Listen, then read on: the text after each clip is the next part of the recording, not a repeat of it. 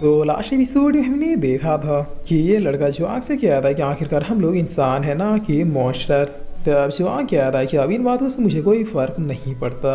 जिस बार ये लड़का कह रहा है कि याद करो तुम भी कभी इंसान के ही बच्चे थे, बिल्कुल उसी तरह जिस तरह इस वॉल के दूसरी तरफ छोटे छोटे मासूम बच्चे होंगे। अगर ये वॉल टूट गया तो फिर सबके सब बेकसूर लोग मारे जाएंगे। तब जुआंग कह रहा है कि लेकिन अब मैं कोई भी इंसान नहीं रहा, और इतना कह दिए वापिस अपने मॉन्स्टर वाले फॉर्म में आ जाता है। जिसके बाद इस लड़के को साइड करते हुए कह रहा है कि दोबारा मेरे रास्ते में मत आना, अब जो होना है बस उसे होने दो। और इतना कह के जुआंग स्कोर को अपने स्वॉर्ड से डिस्ट्रॉय कर देता है। तब ये लड़का कह रहा है हो गया, मिल गई कलेजे को ठंडक। अब वो बीस्ट मास्टर अपनी पूरी सेना के साथ इस वॉल पर अटैक करेगा। जिस पर इधर अब हम देखते हैं कि ये लोग मिलकर सारे जाइंट्स को खत्म कर चुके थे। जिस पर मोटू कह रहा है कि लोग सबके सब खत्म हो गए, हम लोग तो औसम है। तब आइसन कह रहा है कि कांग्रेचुलेसन मोटू, अब हमारा भी नाम हिस्ट्री में जुड़ने वाला है। जिस पर दूर से ये एल्डर कह रहे हैं क्या ही अविश्वसनीय नजारा है ये, यकीन नहीं हो रहा कि इन बच्चों ने मिलकर इन सारे जाइंट्स को संभाल लिया।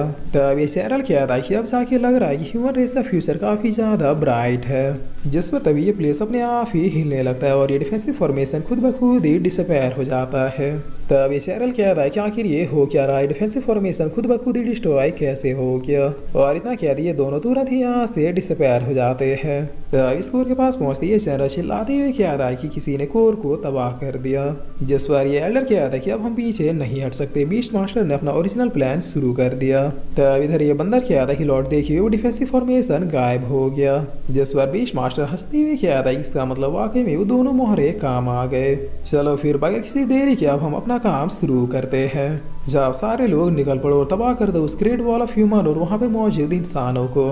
तब इतना सुनते सारे बीस्ट जनरल्स भी यस लॉर्ड कहते हैं।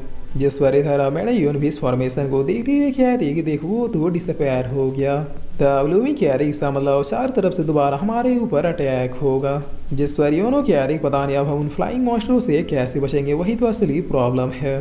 तब इनकी इतना कहते ये बीस्ट तुरंत ही यहाँ पर आ जाते हैं। जिस पर लूमी कहती है कि वो लोग तो आ गए, जल्दी चलो सबको एक साथ ही रहना है। तब कुछ ही देर में यहाँ पर चारों तरफ एक ब्लैक मिस्ट फैल जाता है। जिसे देखते हुए लूमी कह रही है कि ये क्या हो रहा है, इन काले बादलों की वजह से तो कुछ भी दिखाई नहीं दे रहा। तब मोटू कह रहा है कि लेकिन अचानक से ये काला बादल आ कैसे गया, अभी तो मौसम बिल्कुल साफ था। जिस पर पीछे खड़ा सैनिक काफी डरते हुए कह रहा है कि ये तो डेथ फॉग है। तब मोटू कह रहा है कि क्या। जिस पर ये सैनिक कह रहा है हाँ इसे डेथ फॉग कहते हैं। ये काला धुआं बीस्ट मास्टर तभी यूज करता है जब वो अपने फाइनल प्लान को अंजाम दे रहा हो। तब बीस्ट मास्टर नाम सुनते मैडम यून थोड़ा शौक होते हुए पूछती है कि अब ये कौन है। जिस पर ये सैनिक बताता है कि बीस्ट मास्टर सारे बीस्टों का किंग है। उसके पास बहुत सी अननोन शक्तियाँ और मोस्ट पावरफुल 12 जनरल्स हैं जिनका सिर्फ एक ही मोटिव है, ह्यूमन रेस को खत्म करना। उसने पहली बार जब इस ब्लैक मिस्ट का यूज किया था तब बहुत से सैनिक मारे गए थे और यहाँ पर पूरा लाशों का ढेर बन गया था, मगर हमारे एल्डर्स और पावरफुल जनरल्स ने किसी तरह उस बार उसे रोक लिया था। तब इतना सुनते ये लोग काफी शौक होते हुए कहते हैं कि अब समझ में आ रहा है कि यहाँ पे चल क्या रहा है। जिस पर इधर अब ये एल्डर कहते हैं कि काला धुआं इसका मतलब बीस्ट मास्टर ने अपना फाइनल प्लान स्टार्ट कर दिया है। चलो हम भी मैदान में उतरते हैं। तब एक मॉन्स्टर भी इधर अजूरा पर अचानक से अटैक करता है, मगर अजूरा इस धुएं की आड़ में तुरंत इस बीस्ट को खत्म कर देता है। जिस पर लूमी चिल्लाते हुए सारे लोगों को पास रहने के लिए ही कह रहे थे, क्योंकि इस धुएं की वजह से बिल्कुल पास की चीजें भी एकदम से क्लियरली नहीं दिख रहे थे।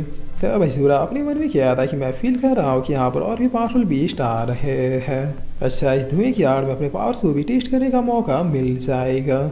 जिस पर लूमी कह रही सब लोग ध्यान से सुनो, हम सबको एक साथ इकट्ठा रहना है। इस ब्लैक मिस्ट के दूसरे साइड से हमला कभी भी अचानक ही हो सकता है। तब आइसन कह रहा है कि कुछ दिखे तब तो जाके हम हमला रोकेंगे ना। जिस पर तभी इन लोगों को सामने से कोई आती हुई परछाई दिखाई पड़ती है। तब मोटू कहता है कि देखो कोई सामने से आ रहा है। जिस पर ये बर्ड जनरल आती हुई कहता है कि क्या बात है, यहाँ पर तो ढेर सारे नाजुक नाजुक बच्चे हैं। तब योनो कह रही कि आखिर एक इस टाइप का मॉन्स्टर है, दिखने में तो आधा इंसान और आधा मुर्गा लग रहा है। जिस पर मोटू आगे बढ़ती हुई कहता है कि आप इस मुर्गे का सीख कबाब बनाता हूँ। तब ये जनरल मोटू को एक ही अटैक में साइड करती हुई कहता है कि मुझे कोई मामूली बीस्ट समझाए क्या। वेल तुम लोगों को मैं खाऊं कैसे, जरा उसके बारे में सोच लेता हूँ। जिस पर लूमी कह रही सब लोग एक साथ अटैक करो तभी हम इसे मार पाएंगे। तब ये जनरल यहाँ पर अपेयर होती हुई कहता है कि तुम लोग निकलो मैं इसे देखता हूँ।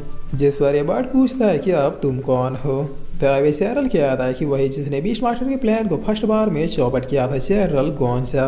जिस बार बाइसन क्या आता है क्या जनरल गोंजा। गाइस मैंने इनके बारे में सुना है, फर्स्ट ह्यूमन और विश्व की फाइट में इन्होंने काफी अहम भूमिका निभाई थी। तब मैडम क्या थी इसका मतलब हमारी साइड में भी पावरफुल पर्सन एग्जिस्ट कर रहे हैं। जिस बार ये बर्ड अभी जनरल पर अटैक करने के लिए बढ़ जाता है, तब जनरल गोंजा भी अपने स्पेयर को अफेयर करता हुआ इसकी तरफ बढ़ता है, मगर ये बर्ड जनरल तो बस अपने चोंच से इस स्पेयर को तोड़ देता है और फिर अपने चोंच को लंबा करते हुए जनरल गोंजा पर अटैक करता है। तब ये लोग कहते हैं कि जनरल संभल के। जिस पर जनरल गोंजा कहता है कि ये लोग तो पहली बार से भी ज़्यादा पावरफुल हो चुके हैं, यकीनन बीस्ट मास्टर ने काफ़ी जोरों से तैयारी की है। तब इतना किया गया दोबारा से बढ़ जाते हैं और इन दोनों के बीच फाइट शुरू हो जाती है। जिस पर योनो कहते हैं कि ग्रेट वॉल ऑफ ह्यूमन को सपोर्ट करने के लिए और भी फोर्सेस नहीं आएंगे। तब लुइविंग बताती इस वॉल को प्रोटेक्ट करने की जिम्मेवारी ईस्ट, वेस्ट, साउथ और नॉर्थ के मोस्ट पावरफुल सेक्टरों की थी। बट काफ़ी सालों से जब इस वॉल पे कोई भी अटैक नहीं हुआ तो फिर सबको लगा कि बीस्ट मास्टर मारा जा चुका है और इसीलिए उन्होंने फोर्सेस को भेजना बंद कर दिया। जिस पर मैडम क्या है इसका मतलब हम यहाँ पे अब अकेले हैं और भागने का भी कोई भी रास्ता नहीं है। तब बाइसन क्या था कि वो डिफेंसिव फॉर्मेशन ही था जो हमारी आखिरी उम्मीद थी। अब चूंकि वो भी हट चुका है इसलिए भागने का तो सवाल ही नहीं उठता। जिस पर लूमी क्या है कि भाग नहीं सकते तो फिर चलो अब आखिरी सांस तक फाइट करते हैं। तब अशूरा मौके का फायदा उठाते इन बीस्टों को मारना शुरू कर देता है और मारते हुए क्या था कि अगर सबको बचाना है तो फिर हाथ पैर तो चलाना ही होगा। अच्छा उस बीस्ट मास्टर ने ये ब्लैक मिस्ट फैला दिया वरना इन्हें बचाने के लिए मुझे अपनी आइडेंटिटी रिवील करनी पड़ती और इतना कह के अशूरा इन सबको जमीन में गाड़ना शुरू कर देता है, मगर तभी जनरल गोंजा पीछे आके गिरते हैं। जिस पर अशूरा कहता है क्या वो नहीं संभाल पाए। तब इधर से ये तीन जनरल हंसते हुए कहता है कि जनरल गोंजा में तो बहुत दम है, अगर एक साथ इसके ऊपर अटैक ना करते तो फिर एक एक करके हम सबको डिफीट कर सकता था। जिस पर जनरल गोंजा कहता है कमीनों अगर दम है तो एक एक करके आओ। तब ये बड़ जनरल कहता है कि यहाँ पर कोई कुश्ती नहीं चल रहा है सो हम लोग एक एक करके आए, हमें बस तुम सबको तबाह करना है और ये करने के लिए हम लोग कुछ भी कर सकते हैं। जिस पर ये पीक जनरल अब अशूरा की ओर देखते हुए कहता है कि अरे देखो वहाँ पर तो एक कोमल सा बच्चा है, लेकिन ये बास्टर्ड मुझे देख के डर क्यों नहीं रहा।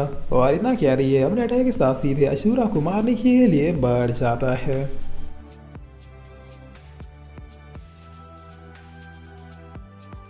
और फिर इसी के साथ ये एपिसोड यहीं पे खत्म होता है।